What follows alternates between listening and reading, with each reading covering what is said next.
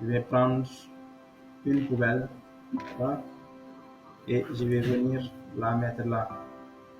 Je mets 90 degrés, entrée, voilà. Donc, je suis toujours à ce niveau de la maison, du côté gauche. Je vais en profiter aussi pour mettre quoi? Pour mettre, par exemple, comment dirais-je, des animaux, pourquoi pas un chat.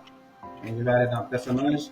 Attention, les chats et les humains ce sont des êtres vivants. Donc, ils sont dans la partie personnelle. Retenez bien ça. Je vais aller dans animaux.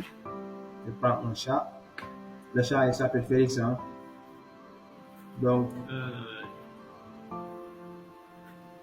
je le mets là, j'oriente et là, je me dis que c'est bon. Maintenant, toujours dans la partie personnage, je vais prendre ces papillons-là. Je vais les mettre ici pour animer un peu. D'accord. Le personnage, là, c'est bon. Je peux prendre. Vers la poubelle, quoi. Hein? Vers la poubelle, quoi. Genre, c'est la poubelle qui les attire, quoi. Voilà. Hein? À vous de voir. Après, vous allez faire tout ça, mais de votre manière. Je vous montre juste quelques astuces. Hein. J'ai l'habitude de prendre, par exemple, un pigeon juste à côté des poubelles. Je le dépose comme ça. J'appuie toujours sur F pour me rapprocher, n'est-ce pas, de ce pigeon-là. Maintenant, je vais vous montrer quelque chose qu'on n'a pas encore fait, c'est comment copier des objets. Les animaux, les personnages, tout ce qui est structure maison, on peut les copier. Donc, pour copier, ce que vous faites, c'est appuyer sur la touche Shift, la touche qui est au-dessus de Contrôle. Vous prenez l'objet comme ça et vous tirez. Donc, j'ai copié le pigeon pour en avoir deux. Regardez bien, l'espace entre ces deux pigeons-là est de 0,41 m. Le logiciel vous l'indique carrément. Et même vous donne le nombre de copies que vous voulez faire. Je peux taper ici 2 pour avoir 2 copies. Donc ça me fera 2 pigeons.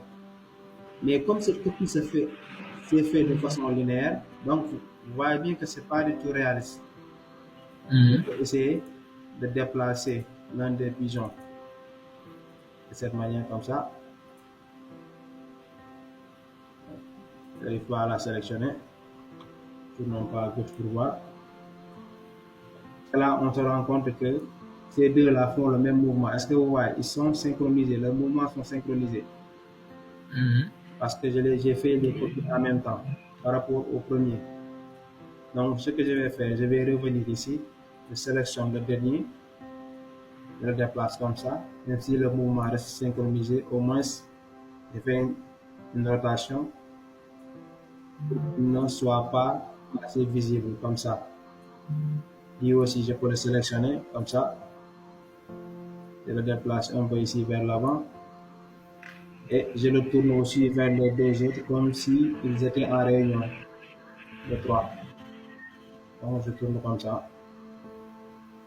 Voilà. Et je pousse un peu.